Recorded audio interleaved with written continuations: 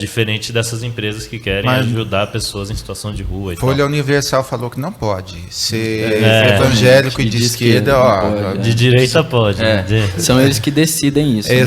Pode ser evangélico e concordar com o desmatamento da Amazônia, aí pode ser evangélico e problema. concordar com gente dormindo na rua, pode ser evangélico e concordar com um monte de desigualdade. Eu ia falar, pode atrocidade. castrar os pastores, mas não é castrar os pastores. O Will já ia ficar com... não é castrar, como que fala lá, fazer vasectomia para não ter herdeiros e tal, isso também não tem problema. Mas não pode ser evangélico de esquerda, esse de jeito nenhum. Exatamente. Então, e você, João? Assim, eu não tô tanto nessa pegada ativista, né?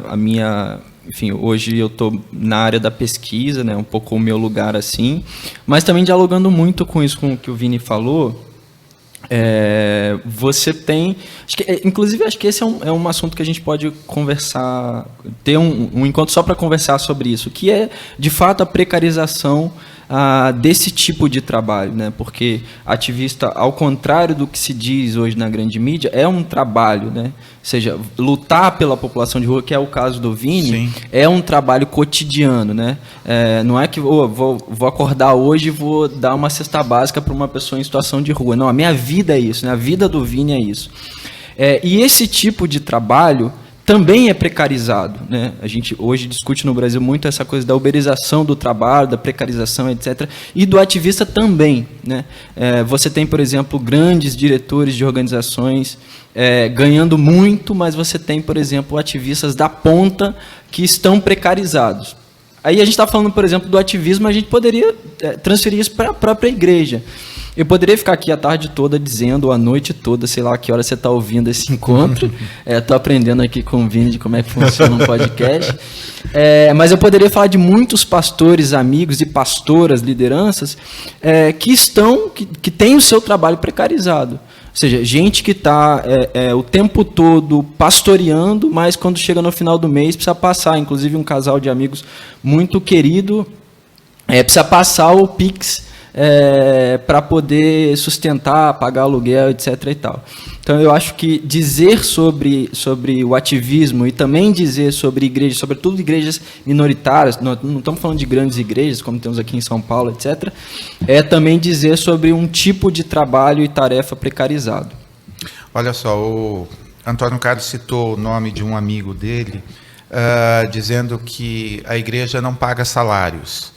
E isso está rendendo bastante comentários, que a igreja compra a voz do pastor. Especialmente comunidades pequenas, onde tem o diácono X, o presbítero Y, que é o maior dizimista, alguma coisa. Em termos da experiência de vocês já vivenciaram assim, tipo, olha, aqui... na verdade, eu falei comunidade pequena, mas, enfim, lá na Água Branca tem fulano, enfim. Como ser profeta, como ser identificado como ativista, que está na moda agora, todo mundo quer ser ativista e tal, sem vender a alma ou sem vender a voz, para ficar assim, um pouquinho mais elegante. Sim, eu acho que um primeiro exercício de reflexão que eu acho que é fundamental é a gente não descolar a realidade eclesiástica da realidade do grande capital. Política. Ou seja, exato. A igreja, a instituição igreja está dentro de uma razão maior que é o capitalismo. Ou seja, é o lugar onde o dinheiro determina, inclusive, as relações. Ou seja, não é que na igreja... você tenha, por exemplo, um determinado empresário que financia quase que a metade da renda da igreja e que ele determina o que a igreja vai fazer ou deixar de fazer. É que em qualquer lugar você tem isso. Você tem isso na igreja, você tem isso no terceiro setor, você tem isso na política.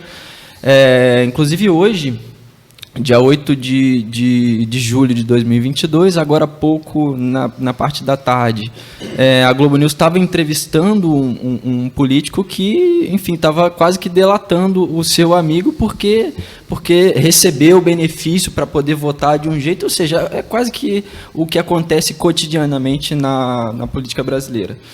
Mas voltando para a realidade eclesiástica, que eu acho que é uma coisa que a gente precisa destacar aqui, é evidente que isso acontece. né? A gente conhece bastante realidade de igreja grande, que o pastor deixa de entrar em determinada pauta, inclusive demite determinadas pessoas, porque não pode entrar naquela pauta, porque os acionistas da igreja, acho que essa é a melhor palavra para ser dita. Os sócios. Vamos Exatamente, colocar os majoritários, exatamente. Os majoritários deixariam de dar o seu financiamento porque o pastor ou a igreja entrou naquela determinada pauta. Então, veja, às vezes a questão não é nem teológica ou ideológica. Às vezes a questão é simplesmente o fato de nós vamos perder tanto por cento se a gente entrar nesse tipo de lógica. Que doideira, cara. Eu penso... É bem isso que o João falou, né? De não dá para separar toda a instância política de toda a instância religiosa. Todo ato político é um ato profético e todo ato profético é um ato político.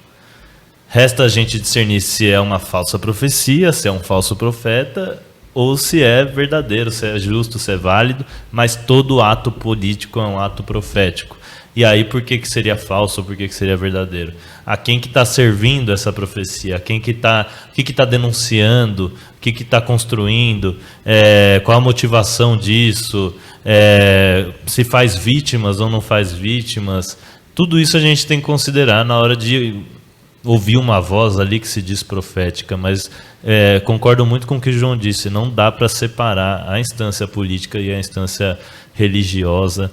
Esse negócio de que política e religião não se misturam vem normalmente da fala, da voz de quem mais quer que isso se misture e quem mais faz essa bagunça toda e quem mais ganha com essa mistura toda. Então, cada vez mais a gente tem que falar de que não pode se misturar, não pode a gente analisar separadamente, achar que são duas coisas separadas, porque vai ter político em púlpito, vai ter pastor nos gabinetes, vai estar tudo caminhando junto e cabe a gente ter sabedoria e o olhar ali atento para discernir quando é uma profecia falsa, quando é uma política que vai destruir ou quando é uma política que vai construir uma profecia verdadeira que vai anunciar e construir o reino ali, sabe? Ô Pava, só para deixar uma coisa evidente para o pessoal que vai assistir, a gente está assistindo, inclusive para os haters, é que nós estamos fazendo uma análise do real. Não se trata da gente concordar ou não. É assim que funciona, né?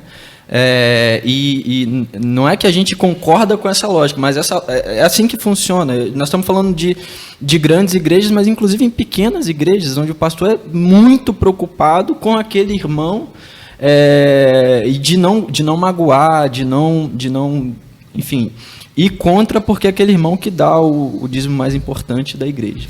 Ou, por exemplo, eleições, vamos dizer. Chega numa igreja pequena, onde o cara é um líder comunitário e só ali ele garante 1000 votos direto, fora os que essas pessoas vão chamar e conhecer.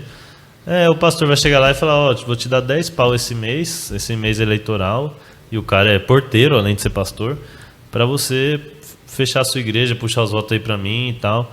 Óbvio que o cara vai topar, sabe? Então é isso, a gente está só mostrando como funciona, não é concordando ou até colocando uma crítica, mas não, a gente deve construir opções contrárias a isso, né? E a gente sabe que a igreja como é hoje não é uma opção que vai confrontar isso, é uma opção que até joga junto com isso.